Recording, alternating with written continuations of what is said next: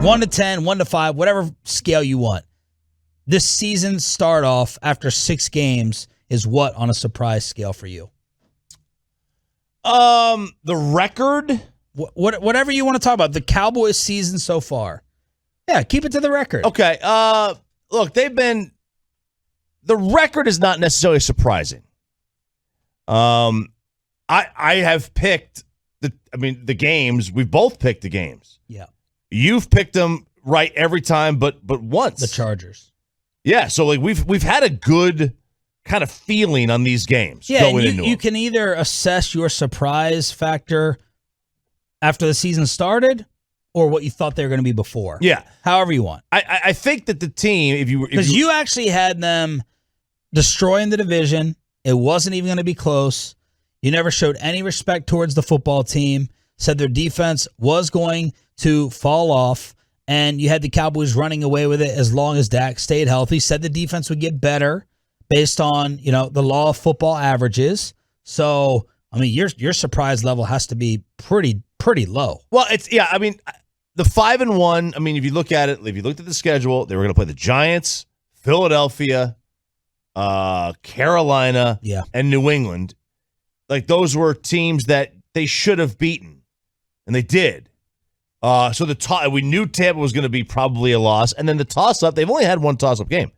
And I didn't realize... And the New England one before the year, we get psyched out by saying at Foxborough, at New England. So you may have had that as a loss, but coming up on the week of it before the game, you knew the Cowboys were going to be favored, as they should have been. It is. So, like, if you were to look at it, this is a team that is probably where they should be. They were going to have one toss-up game, which was going to be the Chargers.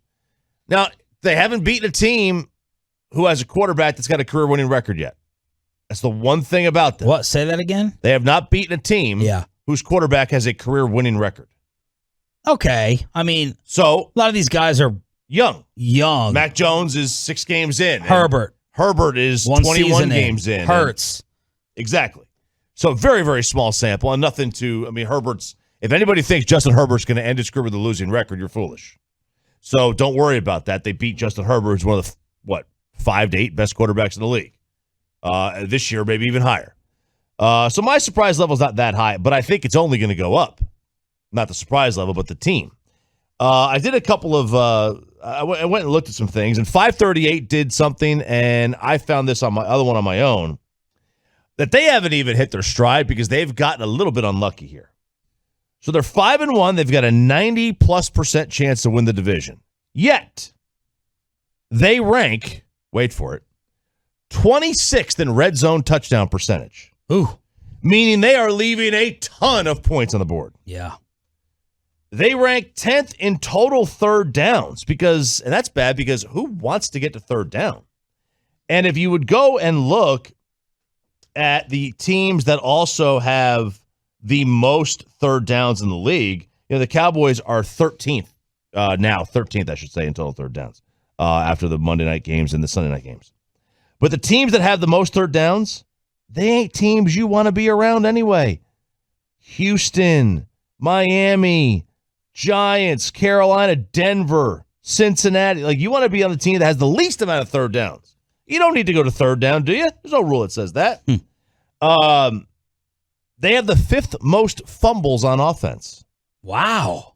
All right. That is not going to last. They're probably going to come back down towards the middle of the pack. Start fumbling less. Now, they're probably going to recover less because they're covering 69% of their fumbles, 69. And that's high. So it might even out. But on offense, there's still a little bit of room to grow. They could get. Imagine if they just took their 26th red zone TD percentage and moved it up to 16th. Yeah. How much better the offense would be. So there's tons of room for improvement, and those things are probably going to improve. This team's offense is too good to fail in the red zone. They just are. So that's not going to last. Defensively, how about this? This team has had a bunch of turnovers this year. While the interceptions may reduce, they've only forced 4 fumbles this year. Only 4 teams have forced fewer fumbles. Wow. So they're going to force more fumbles as the year goes on. Yeah. They're probably going to intercept a little bit less. Yes. Because they're intercepting about 5% of all passes. But they're probably going to force more fumbles. So that might even out. So their ability to force turnovers might actually stay the same. They've also allowed the 12th most red zone trips. So their defense is getting shredded between the 20s. Bend but don't break. Bend but don't break. But here's the thing. They're allowing those red zone trips to score. They've allowed 70% of their red zone trips to score TDs. That's the 9th worst in the league. Wow. Yet they're dominating. They haven't played well. Imagine what's going to happen when they actually do play well. Like when they put offense and defense together, then this Super Bowl. Like seriously, like I don't even know where to start. Like they have not played great offensively. They have not played great defensively. They haven't played great offensively? Well, considering like where they could be. They haven't finished great. Yeah. Like they've been, how about this? They've been fumbled. They've been fumbling and finishing. They've been unlucky on offense. And they're still up playing this well offensively.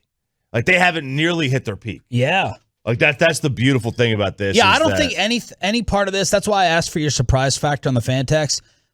There's nothing fluky about this. Oh, well, there is one thing. The interceptions are fluky. That's not saying that Trevon Diggs is not skilled. That's not saying he's a beast and that it can be a future shutdown star. This rate of interceptions is fluky. That's the only thing. There's nothing happening on offense fluky whatsoever. Nothing. No. They got a great boost and bonus from Terrence Steele in for Lael Collins. They already cut bait with Jalen Smith. If you said that before the year, well,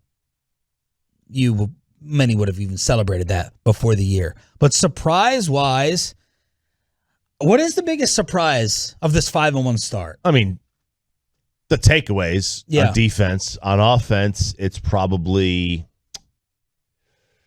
that they've been able to overcome the injury so, I don't want to say easily, but it hasn't really impacted their scoring.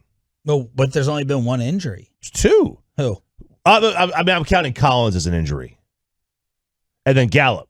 They've been able to overcome losing two starters. Yeah. And I don't want to say it hasn't impacted their game. I mean, like Amari's been having to play Gallup's X, and that's not what he does. Imagine how much better he'll be when he gets to move around to his normal spot. My most surprising thing is their consistency so far. And that goes for any NFL team. It's very hard to be consistent. So every week when we do our game predictions, usually Friday at 8 a.m., like all the things that you're thinking of as factors, like or half of them are normally going to go wrong. It's the NFL. You're going to have letdowns. You're going to have injuries. You're going to have crazy turnovers.